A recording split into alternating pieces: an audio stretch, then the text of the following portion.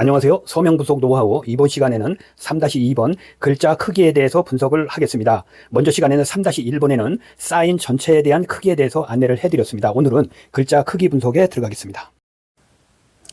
우선 시그니처에서 첫자가 큰 경우를 많이 봅니다. 왜냐하면 첫자를 대부분이 한 60% 이상의 사람들이 첫자를 크게 씁니다. 이것은 기세, 자존감, 나는 이 세상에 이렇게 살아있어, 존재감, 이런 것을 표현한다고 이제 우리 서명통찰연구소에서는 분석을 합니다.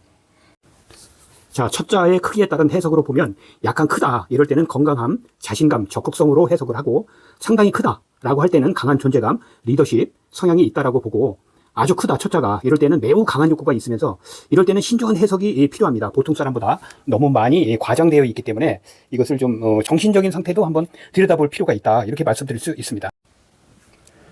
이어서 시그니처의 크기가 첫자와 끝자가 크기가 비슷할 경우, 이런 경우가 있습니다. 서명 전체의 비례와 균형감이 유지되고 시작과 마무리에서 에너지의 급격한 변화가 적고 전체적으로 안정적이고 정돈된 인상을 주는 이러한 시그니처가 있습니다.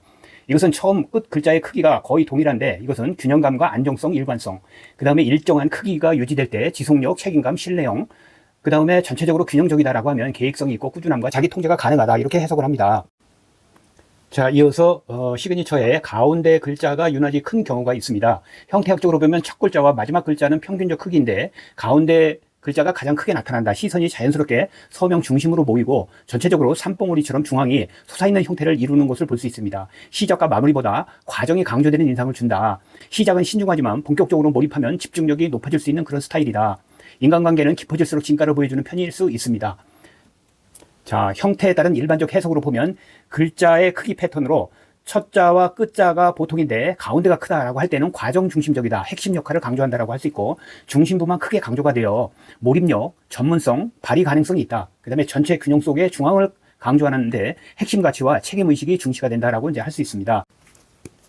네, 이번에는 끝자가 큰 경우에 대해서 말씀드리겠습니다. 형태학적으로 보면 마지막 글자가 가장 크게 보이고 서명 끝부분으로 갈수록 크기가 증가하며 종결부가 시각적인 중심 역할을 한다. 마무리가 강하고 존재감이 있는 인상을 준다. 에너지가 끝까지 유지되거나 마지막에 집중되는 형태다라고 이제 말씀드릴 수 있고, 이 일을 끝맺는 과정에 의미를 더 두는 경향이 있습니다. 결과와 성과를 중요하게 생각하는 태도가 나타나고, 행동 패턴으로 보면 시작보다는 마무리에 더 많은 에너지를 쓰는 경향이 있습니다. 그 다음에 인간 관계성으로는 신뢰를 얻기 위해 결과로 보여주려는 경향이 상당히 강하다라고 이제 말씀드릴 수 있고, 형태에 따른 일반적 해석에서 끝글자의 크기가 약간 클 때는 책임감과 완성도를 지향하고, 뚜렷하게 크다라고 할 때는 결과 중심, 마무리 능력을 강조한다.